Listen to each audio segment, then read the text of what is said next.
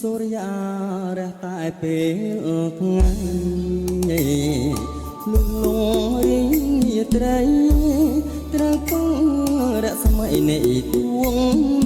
ប្រខាឲ្យខ្ញុំពេញវ័យមានសេរីដាតែដូចជាគ្មានន័យទេបំរើចិត្តទេជាងខ្លួនកោតជាព្រះច័ន្ទមិនស្ដាយរាំងសម័យស្ម័គ្រជួយរីត្រីបញ្ចេញរស្មីជុំសាយសូរិយា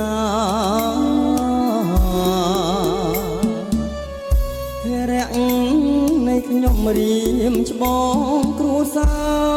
រមិនខុសពីដួងច័ន្ទថ្លាបូជាសង្ខារជូនសត្វឈាមឯងស្នេហាដូចជាទឹកលើស្លាត់ឈូកត្រូវខ្យល់បងបងយំសោកបកប្រានស្ដាយឈូកលោះใจ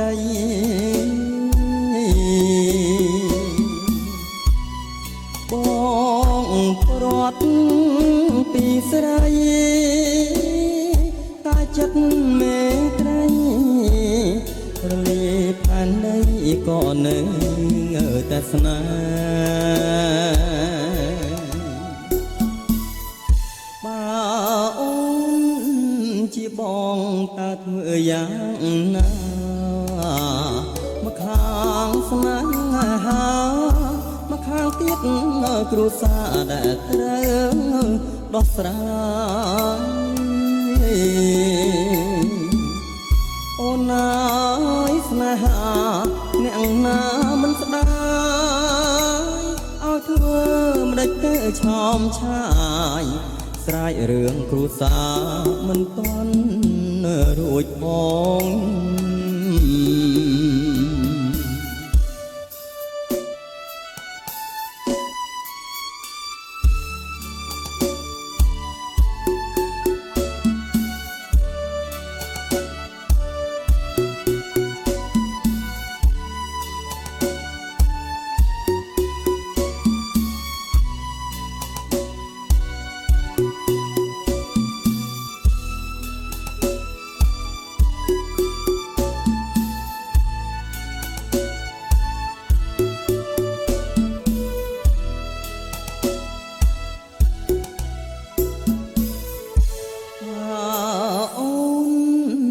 ជាបងតើធ្វើយ៉ាង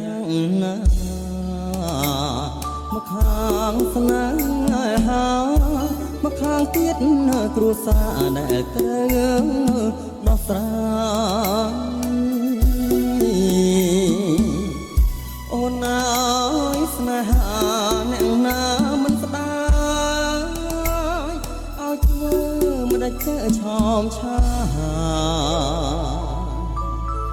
ស្រែករឿងគ្រួសារមិនទាន់រួចផង